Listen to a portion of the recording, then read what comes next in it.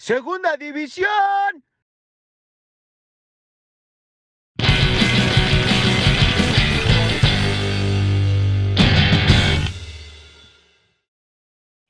¿Qué tal? Yo soy Jonah y en esta ocasión estamos con Benjamín Borzal, líder de Tobogán, una banda que hizo mucho ruido allá por los 2000, originarios de Tizayuca. Nos va a contar un poquito de su historia y la de Tobogán. ¿Cómo estás, Benja? Bien, Jonah, muchas gracias. Gracias por la invitación, por estar aquí y compartir un poquito de algunos ayeres con toda la gente que nos escucha. Y sí, contento de hablar un poquito de Tobogán. Vientos, vientos. Oye, ¿recuerdas más o menos cómo fue tu acercamiento a la música cuando eras pequeñito? Sí, pues yo creo que desde muy pequeño siempre tuve acercamiento a la música, desde que recuerdo, por ahí no sé, tendría 6, 7 años. Recibí de Día de Reyes, ¿sabes? Me trajeron los Reyes un tecladito, un teclado no muy grande, chiquito ahí, solo para jugar de estos Yamaha old schools, finales de los 80s, casi. Sí. Y nada, ese fue creo que el primer instrumento que tuve, y pues que me ayudó a tener acercamiento musical. Pues ahí en Tiza, pues mi mamá acostumbraba a ir a una casa de cultura a tomar clases, ¿no? Tenían clases ahí, impartían clases de costura, daban clases ahí de pintura en cerámica y demás. Pues bueno, para tenerme un poco entretenido, pues me metió como al grupito ahí de las clases de música y pues me ayudó, ¿no? Ahí tenía mi tecladito y fue como el primer acercamiento que recuerdo tuve muy joven. Ok. Y hablando de rock, ¿cuándo lo descubres? ¿Lo descubres igual de esa edad o ya fue un poquito más tarde? No, el rock llegó mucho más tarde. Siempre he pensado que los géneros o como yo he tenido siempre un desfase al acercamiento con la música.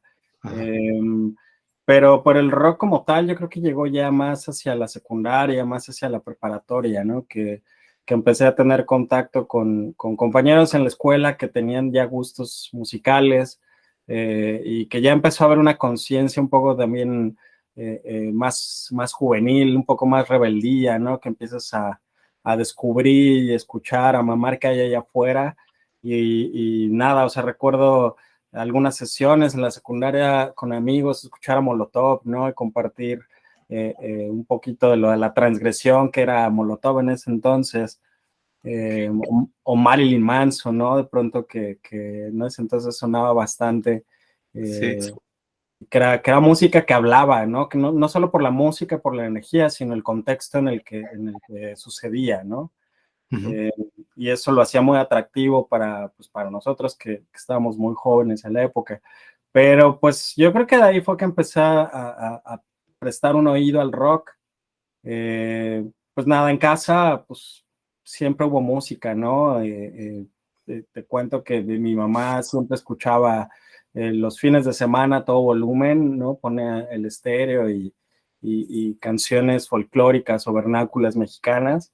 Entonces siempre ahí como que sabía que había algo importante en la música, ¿no? Y mi papá pues siempre traía en el carro, ¿no? En su espacio, ahí algunas canciones ya más hacia el rock en inglés, ¿no? Pronto hay como cosas como los Creedence, los Rolling Stones, los Beatles, ¿no? Sí. Y bueno, como de rock más en español, pues me acuerdo que escuchaba bastante Héroes del Silencio, ¿no? Por ahí de pronto Maná, había ahí como esos primeros acercamientos. Entonces digo, creo que por ahí hubo mucha conciencia acerca del rock. Yo creo que hacia la secundaria. Ok. Y ahorita que mencionas a todos esos grupos que escuchaba tu papá, ¿recuerdas cuál fue el primer disco de rock que te hayan regalado, que hayas pedido o comprado? Sí, pues justo, me acuerdo, ahí en Tiza solía haber bueno, creo que todavía existe, hay un tianguis de estos de pulgas los miércoles y sábados, y acostumbrábamos ir los fines de semana, ¿no? A echar el almuerzo familiar y pues pasar por todos los puestos y darle un rondín ahí a todo lo que vendían. Y me acuerdo que ver pues en distintos puntos pues de estos lugares que venden películas y música, ¿no? Pero uno de estos puestos como de segunda mano recuerdo haber visto entre toda la multitud de cosas que había ahí, El Nervio del Volcán de Caifanes, y me acuerdo que nada, me impactó mucho como la imagen del disco, ¿no? Pero es un volcán con fumarola, y nada, dentro de todo el mar de cosas me impactó mucho. La verdad es que no conocía la banda, ni de qué iba la música, y creo que fue el primer disco que de mi bolsa pude pagar, ¿no? Y que me aventé sin tener mucha noción o contexto acerca de la banda y lo que había allá adentro, ¿no? Entonces, sí, ese fue el primer CD que compré. Era en CD en aquella entonces. Eh, y pues nada, hasta la fecha es uno de los discos favoritos que tengo en mi haber. Sí, sí, sí, a mí también me late mucho ese disco. Luego, no fue el primero, pero en estas entrevistas o pláticas que he tenido, varios han mencionado el Nervio del Volcán como el primero que compraron. Sí, yo creo que es, pues nada, como esta generación, ¿no? Que estuvimos muy cerca en ese entonces al rock en español. Creo que sí fue un disco clave, pero qué cool, interesante saber que fue el parteaguas de un montón de gente, ¿no? Que nos dedicamos a la música de pronto. Sí, y el primer concierto o evento de música en vivo al que hayas asistido, ¿te acuerdas cuándo fue o qué edad tenías y a quién viste? Pues sí, fíjate que yo creo que en ese entonces, después de haber conocido a Caifanes y estar pasando esta época de la secundaria, los Molotov y demás, yo solía pasar un montón de tiempo con mi primo Eduardo, mi primo hermano y un gran amigo de toda la vida, ¿no? Ricardo Carranza, que bueno, dentro de toda la historia de Tobogán son nombres claves, pero desde muy niños compartimos un montón de tiempo juntos, ¿no? Sí. Y bueno, con Eduardo empezó a haber un montón de acercamiento musical, mucho más conciencia musical a través de varias cosas, pero bueno, recuerdo que el primer concierto así grande que me impactó muchísimo fue en Ciudad de México, y fue estas primeras ocasiones donde pues entre joven, niño, ¿no? Adolescente, bueno, más bien, empezábamos a salir pues de Tizayuca, ¿no? Sin la familia, como ya viajes más de adolescentes en solitarios, ¿no? Viajamos a Ciudad de México justo al Palacio de los Deportes a ver a Jaguares, que justamente fue la banda después de Caifanes, y que bueno, para entonces ya les conocíamos más la pista y sabíamos de ellos, ¿no? Pues me acuerdo que ese fue el primer show en gran escala al que pude asistir, y pues fue impresionante, ¿no? El llegar por primera vez al Palacio de los Deportes, ver un escenario de esa magnitud, el audio que se maneja en esos lugares, ¿no? Fue súper impactante. Y pues escuchar a la banda, ¿no? Para entonces, ya los músicos que traían en la banda, pues eran fenomenales, ¿no? Entonces fue un gran concierto. Me acuerdo que ahí abrió la Gusana Ciega. Más o menos eso fue por ahí del 98, más o menos. Te estoy hablando un poco por ahí. Pero ese sí fue el primer show que recuerdo. Era la gira del Bajo el Azul de tu Misterio, se llamaba, de Ok, Jaguares. del disco ese como azul, ¿no? Que And, tenía como agüita. ándale. Sí, estaba muy cool ese disco, porque sí era como plástico El con ahí estuche, ajá. el estuche, exacto. Y estaba bien padre, porque traía ese disco, recuerdo, traía dos, bueno, ese álbum traía dos discos, que era uno de la gira en vivo, ¿no? Las canciones en vivo, y otras, pues era música nueva grabada en estudio. Era como la propuesta de lo segundo que estaba haciendo ahí Jaguares en ese álbum. Pero sí, ese fue yo creo que el primer show que tengo muy en la memoria, ¿no? Órale, qué padre. Oye, ¿y hay alguna figura o grupo, ah, no sé, igual familiar, no sé, que tú consideres que fue quien te influenció para que tú hicieras música? Te digo, desde muy niño, pues a través de estos pequeños acercamientos que tuve en el teclado, ¿no? En la primaria llegué a tener un año en el cual sí forzosamente llevábamos clases de música. Digo, yo crecí en Tizayuca, pero toda mi familia estuvo siempre, mis abuelos, tíos, en Ciudad de México. Entonces, muy constantemente íbamos de visita y, pues casi los fines de semana también los íbamos a visitar y pasamos mucho tiempo allá, ¿no? Entonces, hubo un tiempo que decidimos regresar a Ciudad de México y dentro de la primaria, pues tuve que cambiarme, por supuesto, de primaria y ahí tuve un año específico donde hubo más acercamiento musical, ¿no? Y justo como venía un poco del tecladito, de ahí de aprenderle, como a mis 8 o 9 años, pues seguí por esa línea, ¿no? Ujú. El típico también de las clases de flauta, ¿no? Creo que a todos en la primaria mexicana nos pusieron clases de flauta.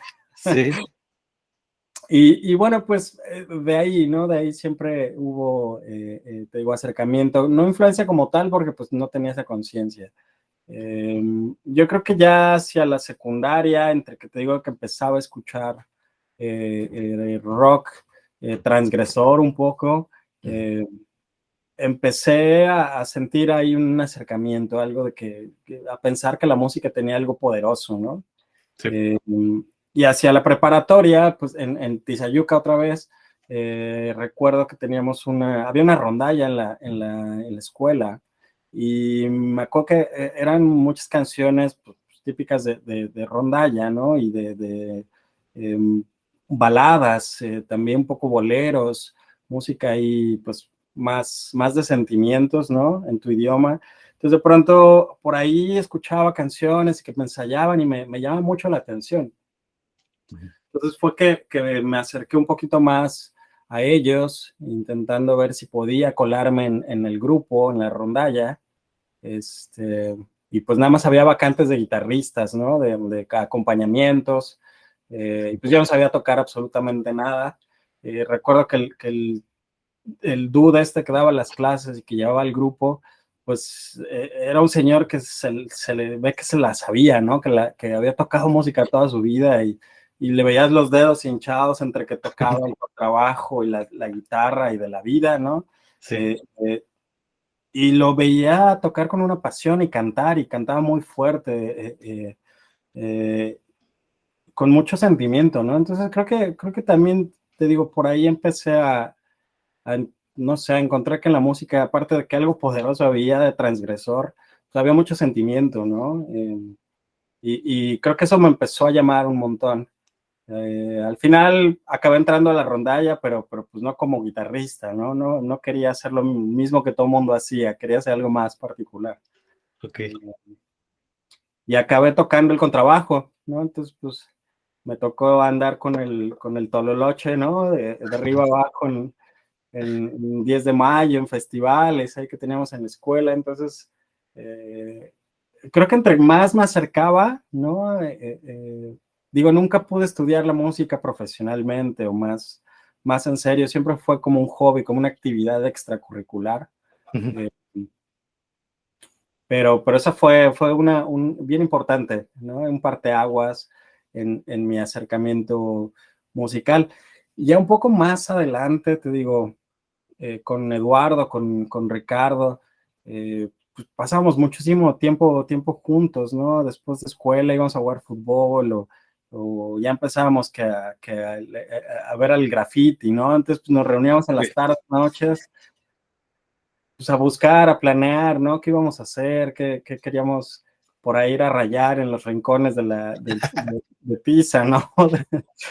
Entonces, pues eso te va acercando un montón de cosas. Nos empezó a acercar pues a grupos, ¿no? Del pueblo donde había gente, pues que se dedicaba a hacer eso, ¿no? Un poquito más pro, por así decirlo. gente que hacía patineta, ¿no? Que jugaba en el hacky sacky, pues por allá gente que estaba echando la cerveza o hasta la marihuana, ¿no?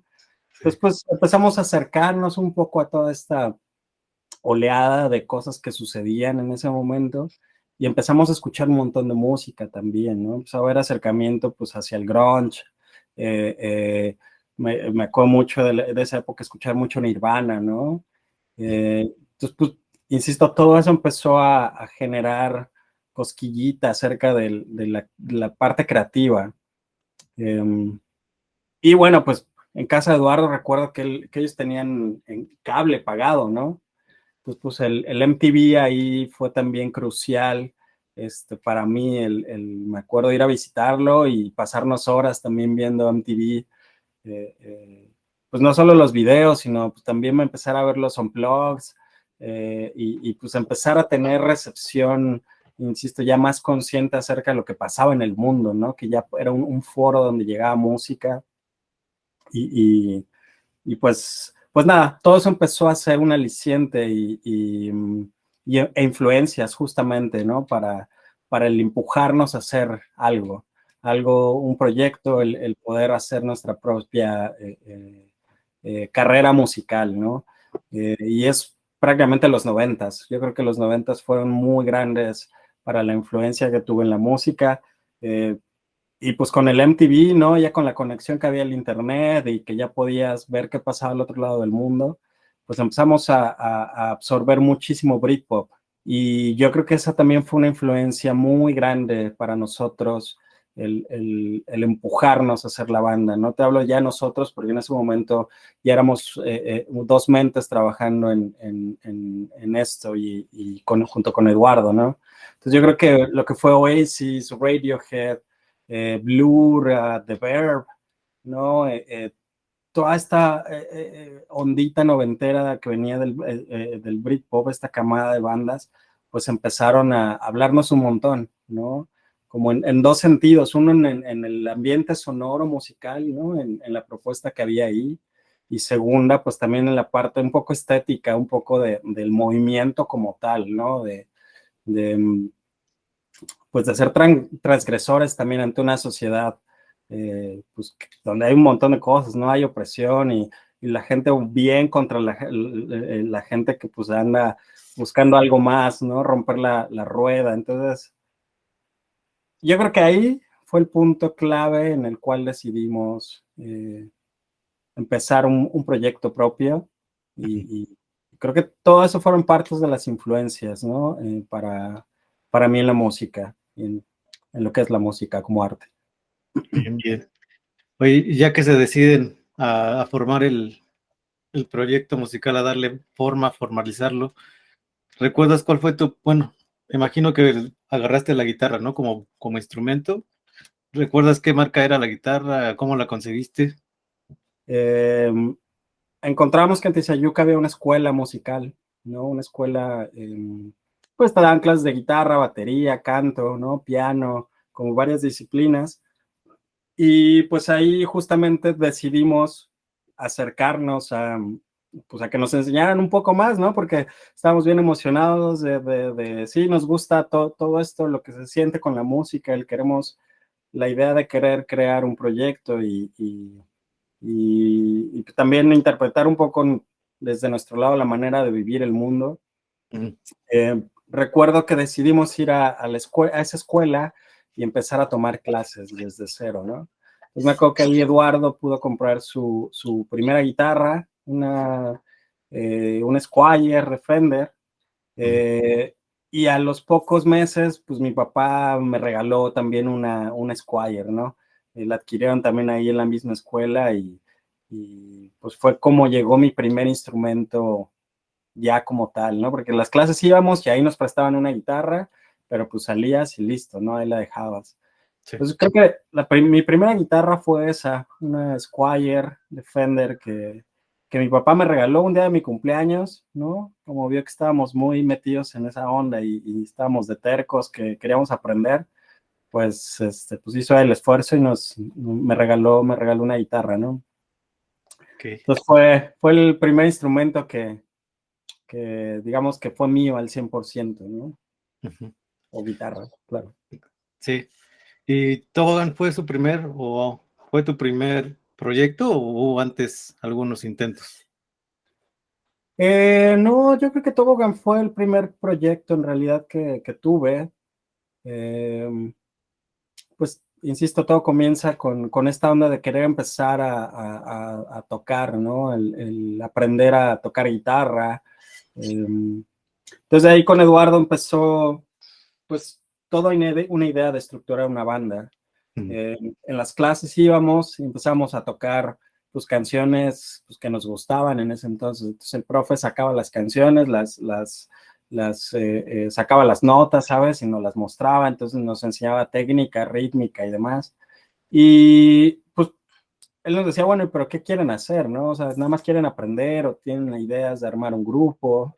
Eh, y él nos ayudó un poquito a estructurar la primera banda, porque bueno, en realidad él nos contactó con el primer baterista, ¿no? Él, como te digo, daba clases de batería y nos dijo, pues yo tengo como 3 chavillos por ahí que le están dando. Hay uno en especial que me gusta bastante y como más duro, ¿no? Y certero en golpes. Entonces, pues si les gusta la idea, igual y un día lo citamos y que ya no solo practiquen ustedes en guitarra, sino venga también un tercer elemento. Entonces, pues fue cuando conocimos a Rafael Cerón. Pues nosotros más o menos tendríamos como 16, 17 años y él tendría como unos 13 años, ¿no? Era súper joven el Rafa. Y pues nada, terminamos de ensayar y pues estaba su papá esperándolo ahí en la entrada de la escuela, ¿no? Y Okay. nosotros ya por acá andábamos medio prendiendo el cigarro, ¿no? Entonces el papá pues nos veía así raro, obviamente, que como estos dudes son estos vagos, ¿no? Sí. Pero no, de ahí fue que empezó un poquito la idea de Tobogán. Entonces ya después de las clases y con el tiempo, pues Rafa nos contaba, ¿no? Pues yo tengo una batería en la casa, entonces ¿por qué no mejor después de clase o mejor en vez de ir a clase, ¿por qué no nos vamos a mi casa y llévense sus guitarras y ahí ensayamos, ¿no? Y fue que empezamos a hacer ya las cosas por nuestra cuenta y fuera de la escuela.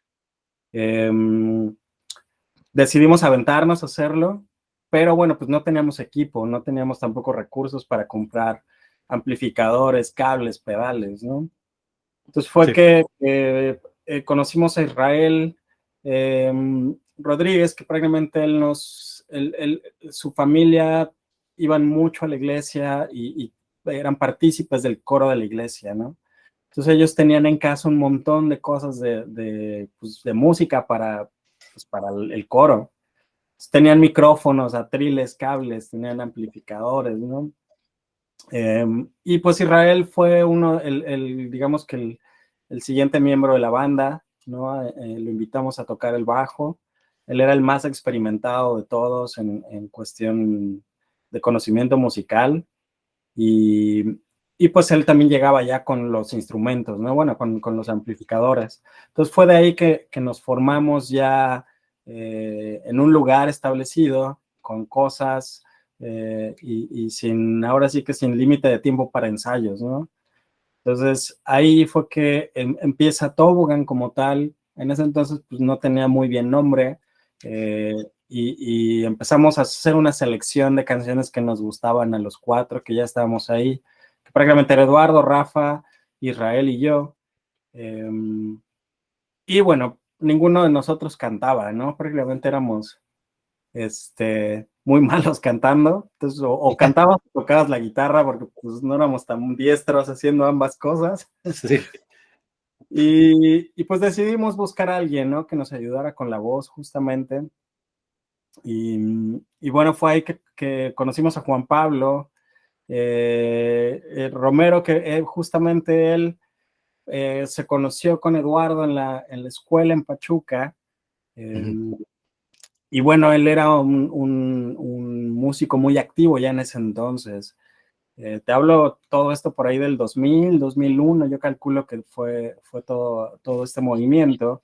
Y Juan Pablo pues ya participaba en ensambles de la escuela, ¿no?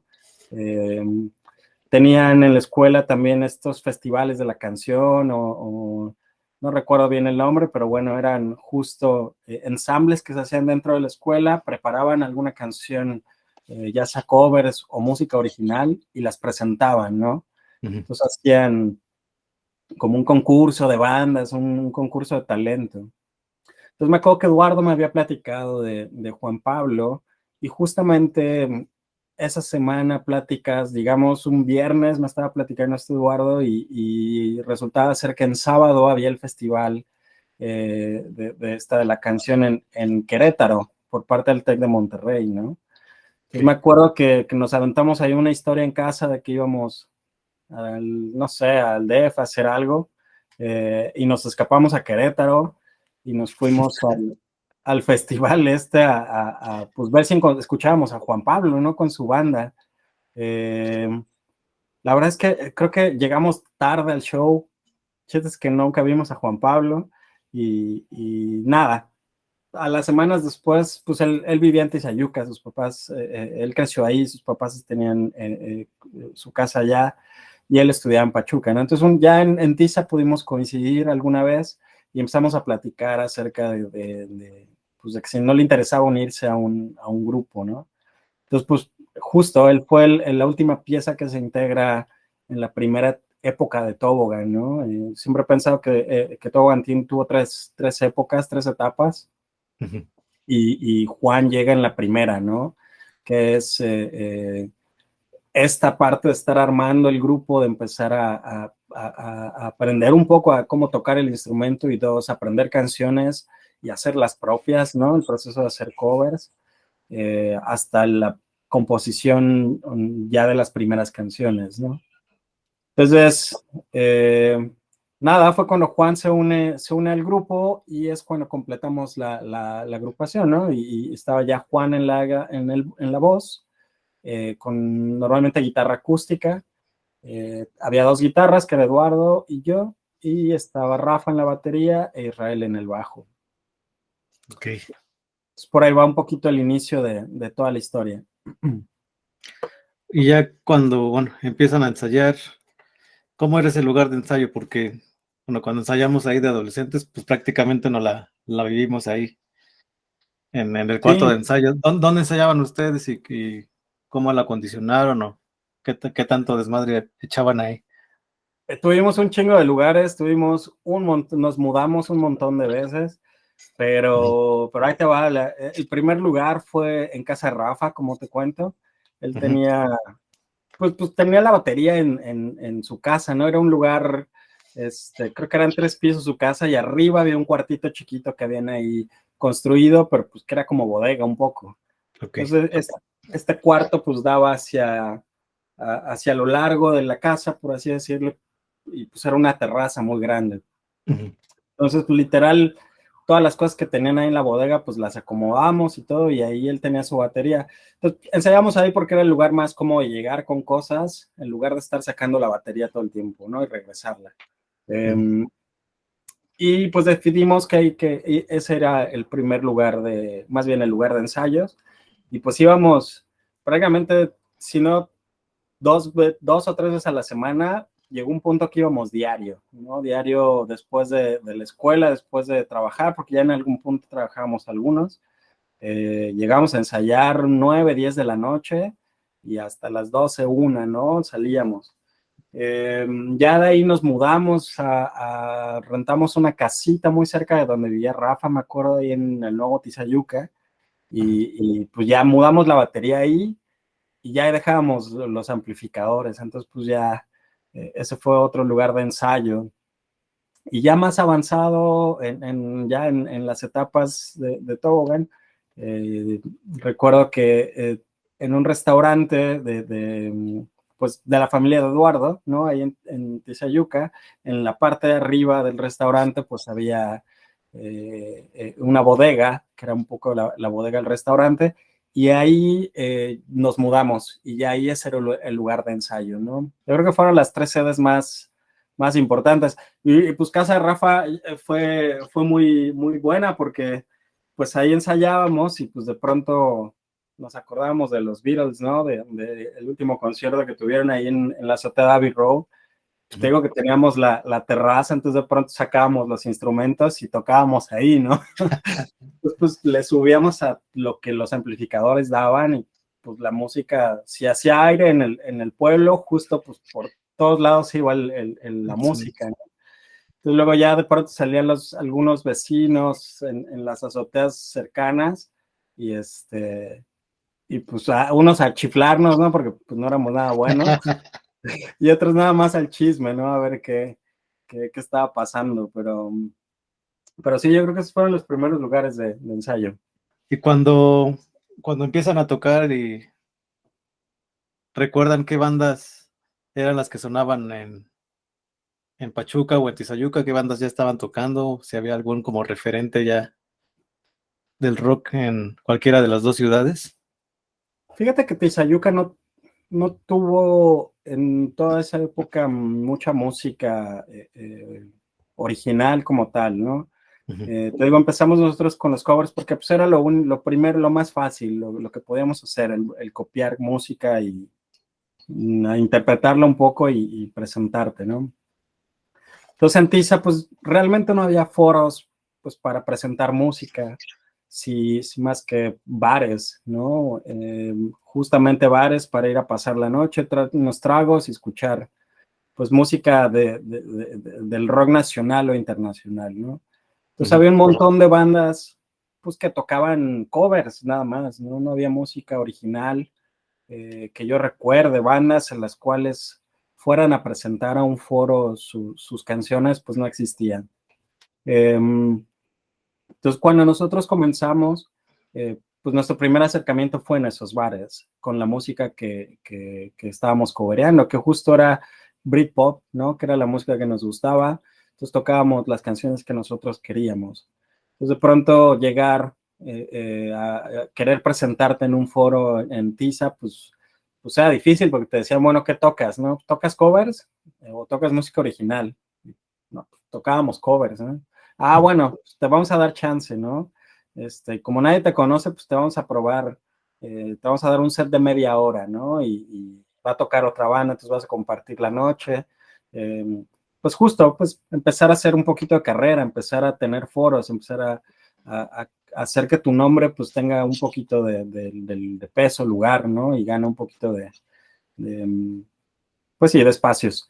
Entonces, pues nada, llegamos a los bares a tocar la música que nos gustaba y pues obviamente la gente se quejaba, ¿no? Porque pues no tocábamos La Planta, no tocábamos La Célula que Explota y todas estas canciones de bar que toda la banda le encanta, ¿no? Y pues nada, fue un poco luchar contra corriente y a la par fue empezar a hacer covers también de música que podría haber sido un poco más común. Estaba haciendo el otro día memoria de qué canciones tocábamos y me acordé, encontré por ahí un setlist porque acostumbramos mucho a hacer a mano el setlist y pegarlo, ¿sabes? Abajo de la atril, ahí para ver qué canción seguía. Y uno de esos setlists que teníamos, pues canciones, pues Radiohead, Oasis, ¿no? Blur. Pues lo más común que teníamos era Creep, por ejemplo, de Radiohead. Y encontré que empezamos a tocar en algún tiempo Pólvora, ¿no? De los... como de los Teen Tops o algo así. De los Teen Tops, exacto. Pero pues a nuestro estilo, ¿no? Que era un poquito música que podría ser más conocida de pronto en el bar, pero bueno, pues ni así nos iba. Entonces también fue parte del cual decidimos, obviamente, hacer algo original, ¿no? Yo creo que el hacer cover solo fue la transición a llegar a ese punto donde pudiéramos componer y mostrar nuestra propia música.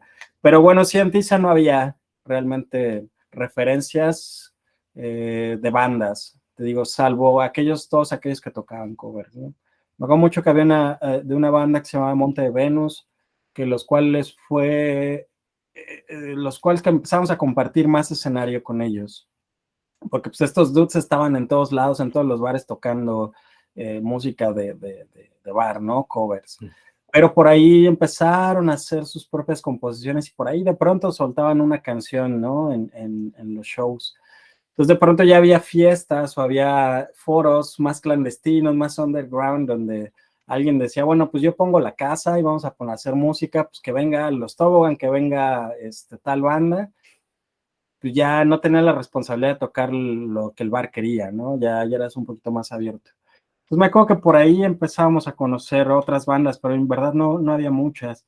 Yo creo que hacia Pachuca ya había una oleada de más bandas, ¿no? Donde justo había las que tocaban covers, pero también las que ya empezaban a tocar música original. Creo que Pachuca para entonces ya tenía más foros, más oportunidad para la audiencia ir a escuchar música y también como para las bandas de pronto presentarse, ¿no? Y en Pachuca sucedía un montón esto de las fiestas también caseras, donde se juntaba el equipo y a tocar, ¿no? Y nos poníamos a tocar ahí entre todos. Pero bueno, en esta primera época, te digo, de Tobogán, decidimos empezar a componer, decidimos empezar a hacer los pininos sonoros. Juan Pablo pues traía para entonces un montón ya de cosas que él venía haciendo personalmente. Traía un montón de influencia de la avanzada regia, ¿no? Pues todas estas bandas que venían del norte del país. No sé, Pastilla, ay, ahorita se me acaban de los Zurdok, justo, ¿no? Y él le gustaba mucho porque venía también un poco el Britpop, esta onda. Entonces él consumió un montón de esta música y él empezó a hacer sus propias composiciones. Fue en ese momento que decidimos empezarnos a enfocar el proyecto a la composición. Y pues ahí empiezan a pasar un montón de cosas, ¿no? Fue cuando Israel deja el grupo, justo una porque como que él nunca estuvo tan contento con lo que estábamos buscando a nivel sonoro. Él era una manera pues de seguir activo en la música, no solo con lo que hacían en la iglesia, en la familia, sino también como un poco más hacia el rock. Pero cuando empezamos a hacerlo, nuestro proyecto más en forma, más destinado a la música original, es cuando él decide salir, ¿no? Él no compartió como mucho algunas ideas. Entonces sale de la banda, nos presta equipo, ¿no? El equipo, y es cuando Ricky, el amigo de toda la vida, se sube al barco con nosotros a tocar el bajo. En ese momento empezamos, insisto, más en forma a estructurar el primer EP de la banda en ese entonces, que se llamó Te estoy mirando al revés, y fue un EP de 5 canciones justamente que grabamos, ¿no? Fueron las primeras composiciones, hicimos como, no sé, 10, 15 canciones, ya sabes que siempre vas tirando ideas y no te gusta algo y lo dejas ahí, vas o tomas algo y construyes otras cosas.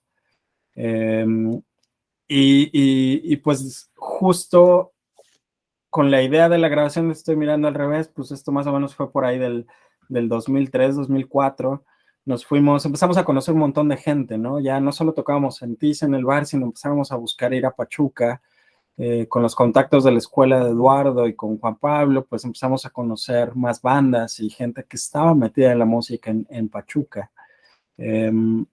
Y a través de todos estos contactos y demás pudimos empezar a grabar el EP. Me acuerdo que nos fuimos un fin de semana a Totonilco con unos amigos de Juan Pablo que tenían una casa con un mini estudio casero en casa, y pasamos un fin de semana ahí haciendo maquetas en cinta, ¿no? De lo que es el Te estoy mirando al revés. Ya de ahí nos lo llevamos a Pachuca, a un estudio que se llamaba el Departamento 5, y pues ya ahí le invertimos pues, unos más días, ¿no? Un par de semanas, yo creo, en la grabación del disco. Y pues bueno, todo esto dinamitó un montón de cosas, ¿no? Una, el definir ya no tocar 100% covers, más bien nuestro set ya era el Te estoy mirando al revés, más unas cuantas canciones que no se habían grabado, y de pronto 1 o 2 covers, ¿no? Del setlist, como para completar un poquito más en tiempo. Pero pues eso nos empezó a dar oportunidades de presentar en cuanto a foros, en Pachuca justamente, ¿no?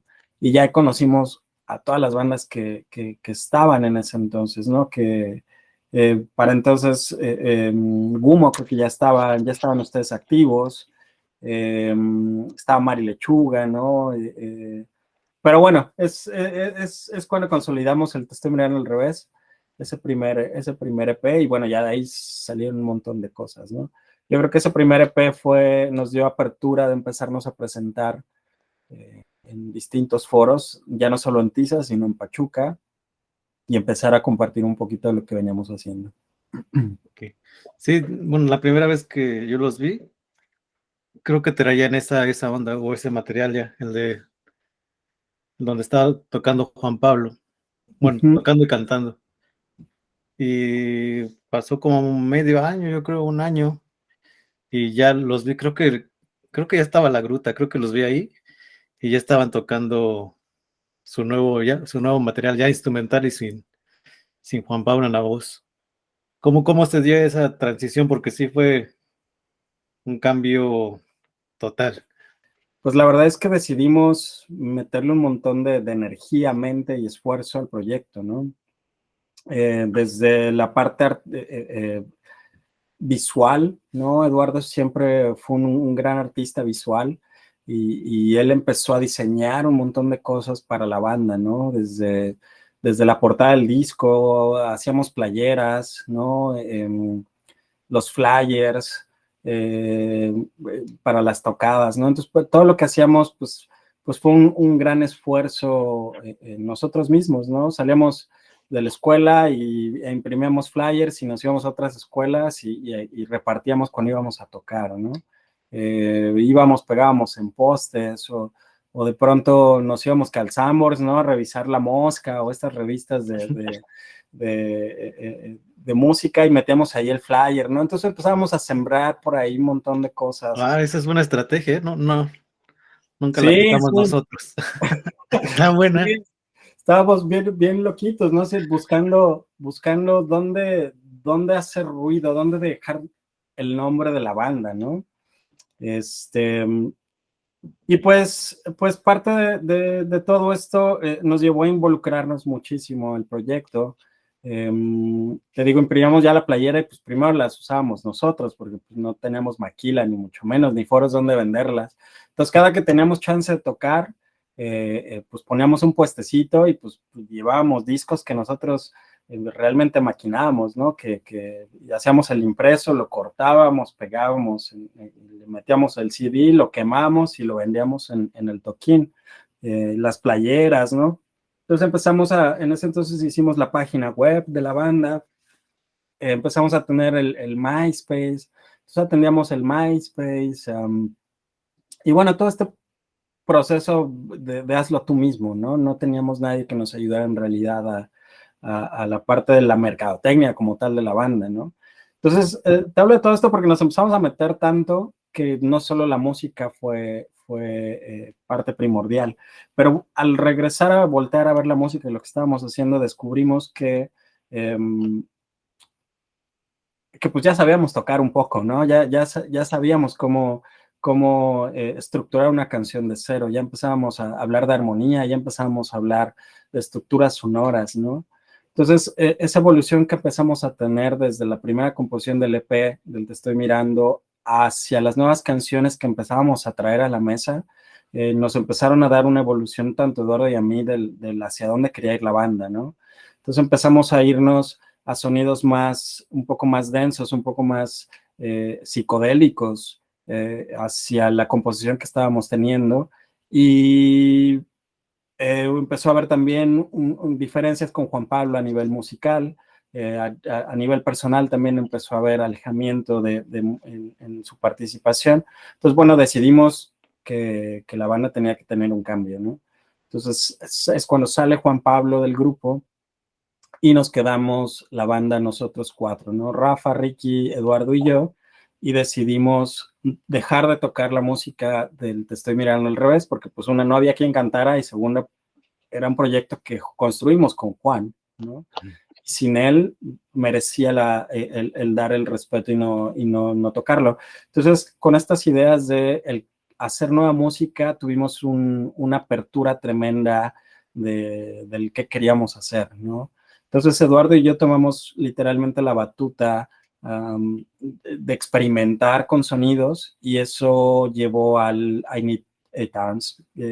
Básicamente se convirtió en un proyecto instrumental, ¿no? Es la evolución que tiene Toboggan de ser un Britpop hacia una psicodelia 100% instrumental, ambiental, ¿no? Con cada uno de los temas que teníamos. Y esa evolución fue muy pronta y fue muy rápida. Insisto, todo venía también de lo visual, venía de las influencias que teníamos de Europa, ¿no? Que caían con el Britpop, pero también con la psicodelia. Y el empezar ya a invertir un poquito en comprar que el pedal y empezar a jugar y experimentar con las cosas, ¿no? Entonces tuvimos la oportunidad, para entonces fue que nos mudamos a la casa de ensayos, más bien arriba del restaurante donde ensayábamos, ya ahí pudimos montar un mini estudio. Entonces ya podíamos, era nuestro laboratorio sonoro, ¿no? Entonces ya teníamos ahí una consola de 8 canales, tenemos una PC ahí, ya todo conectado, entonces empezamos a hacernos de microfonía, ¿no? De nuestros propios amplificadores, ya tenemos pedales. Entonces empezamos a descubrir un montón, insisto, de sonidos con todo esto, y empezó a convertirse en este proyecto instrumental, ¿no? Entonces, yo creo que a lo largo una vez que se va Juan Pablo, yo creo que a los 4 meses ya estábamos ideando las grabaciones de I Need 8 Arms.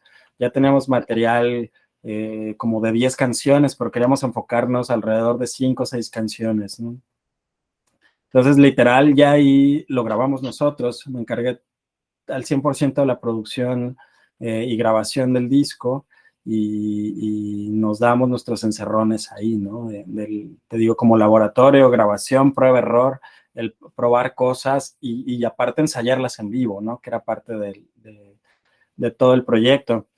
Entonces, parte del título del disco, ¿no? Fue en relación a lo complicado que podía ser de pronto tocar en vivo el material que estábamos haciendo. La cantidad de cosas sonoras que había alrededor de la grabación de I Need 8 Arms, para tocarla en vivo era el reto, ¿no? El poderlo hacer lo más similar posible a las grabaciones, y al final creo que logramos darle digamos que una presentación muy específica para los shows, y tener la versión como en discos, ¿no? Pero ahí es un poquito la segunda etapa de la banda, y es cuando todo evoluciona. Fue la etapa más importante de la banda, porque en ese momento nos catapultó a abrir más foros, a tener un poco más de espacios, tanto en Pachuca, ¿no? Empezamos a tener más aceptación por pues, todos los jóvenes que habíamos en esa época, pues era muchísimo más atractivo la música instrumental, enérgica, el rock and roll, psicodelia que estábamos haciendo, que la parte del Britpop, ¿no? Que veníamos haciendo anteriormente un poco. Y eso que mencionaste ahorita es lo que te quería preguntar, porque cuando tocaban en vivo sonaba igual o muy parecido a lo que ya tenían grabado. ¿Qué tan difícil era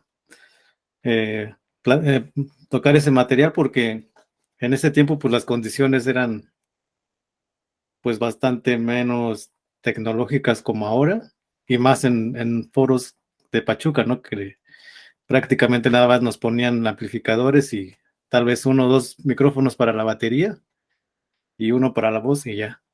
Pero ustedes sí lograban transportar ese sonido que estaba en el disco a tocarlo en vivo. Fue difícil cuando estuvimos en el proceso de composición, como el ponerle orden un poco a tantas ideas, ¿no? Yo creo que eso fue lo difícil. El tocarlo en vivo ya no lo era, porque al final del día ya lo tenemos construido en idea, ¿no? Entonces ya sabíamos cómo generarlo. Te hablo de todo esto porque el proceso de grabación fue demasiado divertido, fue difícil y fue retador y fue increíble en muchos sentidos. Una, porque otra vez, nosotros nunca fuimos músicos estudiados, ¿no? Nunca estudiamos producción musical, no éramos ingenieros de audio, ¿no? Entonces, todo el conocimiento que teníamos, pues era de las experiencias previas. El haber trabajado, no sé, con Departamento 5, el haber grabado con ellos, el ver cómo hacían, cómo conectaban, todo eso, pues nos dio conocimiento, ¿no? Entonces, al hacerlo de manera casera, pues nos abrió, insisto, mundos tremendos, del cual tú empiezas a dominar todo, ¿no? Entonces empiezas a dominar el sonido como tal. Entonces, por ejemplo, en una de las primeras canciones del I Need 8 Arms, en una canción, te digo, ensayábamos en la bodega de un restaurante. Entonces, teníamos un refrigerador de estos industriales que a cierta hora pues, se encendía y tenía un motor enorme la cosa, ¿no? Entonces, de pronto empezamos a utilizar esos elementos para empezar a transformar el sonido, ¿no? Entonces, ya le metíamos el micrófono al motor del refrigerador, lo grabábamos y lo procesábamos, ¿no? Y le empezábamos a poner pitch, empezábamos a jugar con los filtros que tenía Audition, porque fue el programa que usamos. Entonces, todo eso nos empezó, insisto, a dar conocimiento y apertura de experimentar con el sonido. Entonces, después de tener esas ideas, las llevamos a la realidad con los pedales y con las guitarras y con el amplificador, ¿no? Entonces, procurábamos acercarnos a ese sonido, cómo generarlo ya de manera en vivo, ¿no? Entonces fue gran parte de experimentación que tuvimos con los pedales y con la manera de cómo tocábamos. Se convirtió en una manera ya no de tocar la guitarra solamente con, ¿sabes? Con círculos de notas o con quintas, sino ya era jugar con feedbacks, era procesar delays en vivo, ¿no? El empezar a dominar el sonido de una distorsión, ¿no? Los fade-ins, fade-outs que puede darte un delay, ¿no? Y empezamos a jugar un montón con los pedales que teníamos y a procesar ese sonido que ya te habíamos grabado, ya lo habíamos logrado, el intentar llegar a hacerlo en vivo, ¿no? Y creo que lo hicimos bastante bien. Un poquito ya más avanzada la época de esta etapa de Tobogán, decidimos unir a Iskander Maya, que Iskander prácticamente él venía de Ciudad de México, vivía en Tizayuca, y él tenía su propio proyecto ahí en Ciudad de México. Él era guitarrista y también cantaba, ¿no? Entonces traía una afinidad muy grande a lo que estábamos generando a nivel sonoro en Tobogán, y lo invitamos a él a participar en teclados. Entonces él de pronto ya nos ayudaba a hacer algunas estructuras en teclados y nos adquirimos un sintetizador, ¿no? Por ahí un sinte que ya después Iskander también hacía cosas con los sintes en vivo. Y era cuando empezábamos ya con planes a la grabación del segundo EP pues de manera instrumental, la banda. Ya había un montón de composiciones en base al sintetizador y a los efectos que estábamos provocando, pero sí, al final fue difícil, pero bien padre el dominar el sonido para poderlo replicar en vivo cada presentación, ¿no? Y pues era bien chido porque cada show, como tú lo mencionas, eran shows bien difíciles, donde pues te prometían, ven a tocar, ¿no? Y vamos a tener el ampli acá, el Fender chingón, y vas a estar microfoneado, y vas a tener líneas de audio, y no sé qué tanto, y había veces que ni extensión para luz había, ¿no? Entonces, pues, sí, era bien cabrón andar buscando pues lo que te faltaba, o entre las bandas a echarle la mano, pues préstame tu amplificador, o los batacos, ¿no? Préstame tu tarola o tu platillo, porque siempre todo salía mal, ¿no? Antes de los shows. Y ahí andábamos corriendo, pero eso nos ayudó un montón a foguearte, ¿no? Al poder sacar tu sonido de lo mejor posible en donde quiera que te pares, ¿no? Entonces ya ahí aprendimos un montón a los tipos de amplis, ¿no? Ya era una sorpresa llegar al show, ¿no? Porque pues, uno no tenía su ampli. Entonces era llegar así de puta, hay un Marshall de tales características. Ah, chingón, ya me lo sé, ¿no? Ya lo seteabas. O acá ya estaban los Fenders, o ya en foros más especializados, ¿no? Entonces creo que nos fogueamos un montón al día a día en cada una de las presentaciones que tuvimos, pero siempre buscando sonar lo más legítimos. Pues sí, ese es el sonido que tuvo la banda, ¿no? Y la tercera etapa que nos comentas que Tobogán lo divides en 3 etapas, ¿cuándo se da? Porque, bueno, es la etapa final. ¿Cuándo se da esa etapa? La etapa final, bueno, duró muy muy poco. Yo considero que Tobogán, la vida de Tobogán más bien fue como 4 años, 5 años, ¿no? Desde que empezamos con covers hasta que termina el proyecto. Una vez que lanzamos el I Need Eight Arms y empezamos a presentarnos más en Pachuca, pues eso nos empezó a dar, insisto, un poco más de recursos y posicionamiento en Hidalgo, ¿no? Ya conocían a la banda, ¿no? Entonces ya de pronto ya, si llevabas tus discos pues al show, pues ya los podías vender y esa la neta pues la invertíamos en otras, en equipo, ¿no? O en hacer más materiales y demás. Entonces, eso nos empezó a llevar también a tener más acercamiento a gente fuera de Pachuca o del estado de Hidalgo. Entonces ya de pronto salíamos a tocar al DF, nos empezaron ahí a abrir foros, empezaron a buscar gente por MySpace, ¿no? Ya había un montón de radios por internet que empezaron a surgir en ese entonces. Entonces ya te hablaban y ya hacías un poquito tu tour, ¿no? Que era, vas a tocar en la noche y en el día lo aprovechas para ir a hablar del proyecto en la estación de radio, ¿no? O hacer algunas dinámicas. Entonces, pues más bien nuestra mirada empezó a dirigirse, irnos más hacia el DF, ¿no? Que era el siguiente paso, claro, en apertura musical y artística, ¿no? Porque pues Tizayuca fue muy poco el tiempo que estuvimos activos ahí, no había foros. En cuanto llegamos a Pachuca empezamos a compartir con todas las bandas que existían en ese entonces. Fue increíble, pero buscábamos algo más. Queríamos no solo sonar en Pachuca, ¿no? Queríamos ir a tocar al Palacio de los Deportes, ¿no? A estos foros tremendos. Y para llegar ahí, pues tenías que salir del estado. Entonces empezamos a salir hacia Ciudad de México, empezamos a salir a Guerrero, ¿no? Empezamos a tener invitaciones hacia Guadalajara. Entonces todo esto empezó a llevar que la banda empezara a tener una madurez un poco, empezar a verse desde otra perspectiva, no solo sonora, sino ya cuidar un poco más lo que estás haciendo internamente, ¿no? El ya poder tener tu propio equipo y invertirle un poco para ya no estar peleando con lo que te vas a encontrar en todos los shows cada noche, ¿no? Entonces toda esta dinámica empezó a cambiar pues la perspectiva y la madurez de la banda, ¿no? Entonces llegó un punto en que estábamos como ya jalando algunos más para un lado que para otros, como en este profesionalismo de la banda, ¿no? Y creo que no estábamos tan preparados, éramos muy jóvenes también, entonces no estábamos tan preparados para entender que necesitamos dar un paso más serio en la banda.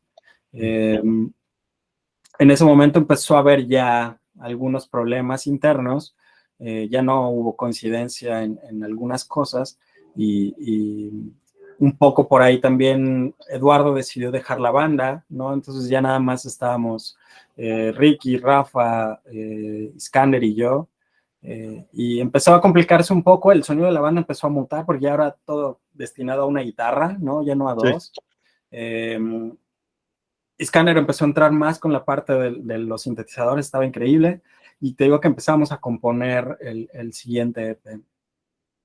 Pero bueno, llegó un punto de empezar a tomar decisiones, ¿no? De quién jala, quién no jala, estamos en el mismo barco o no. Entonces decidimos tomar como un break para, pues sí, para pensar un poquito acerca de las cosas, pero pues nunca retomamos el proyecto como tal, ¿no?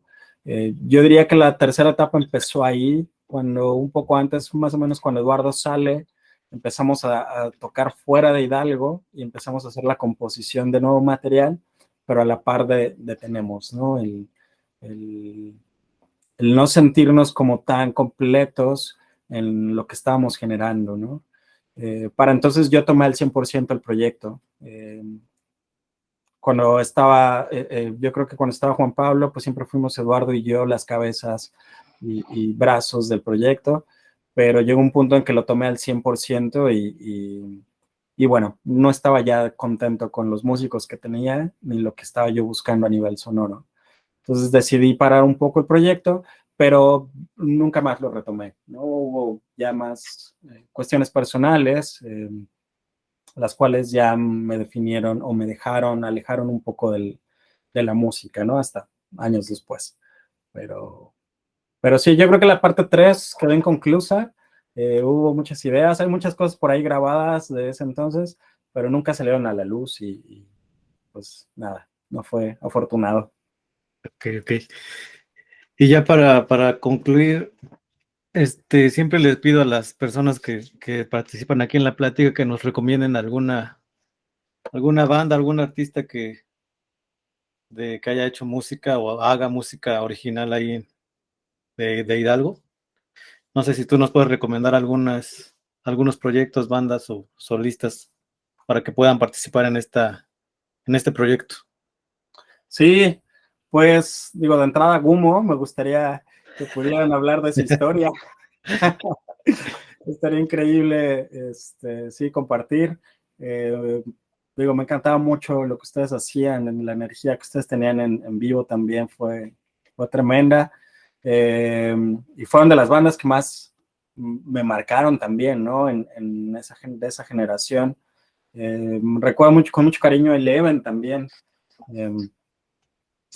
También estos cuates tenían un proyecto bien interesante y distinto, entonces parece ser también desaparecieron por ahí los hermanos, pero bueno, Eleven creo que es otra banda que me estaría cool saber de ellos. UCC, por supuesto, de la banda UCC. De Tiza, creo que hubo un proyecto por ahí de Bodre, se llamó Zulay. Sí, Fue un proyecto muy, muy cortito y finito, pero estaba interesante. Entonces, igual por ahí de pronto sería saber qué pasó con ellos. Eh, Había un grupo en Tizayuca, se llamó Older Summer también, que también fue uno de los pocos grupos que salieron después de todo lo que hicimos nosotros en Tiza. Fue una banda que estuvo haciendo y grabando discos, estuvo activa. También creo que sí, sería interesante rastrearlos. Pero nada, por ahora creo que son los que me llegan a la mente por ahora.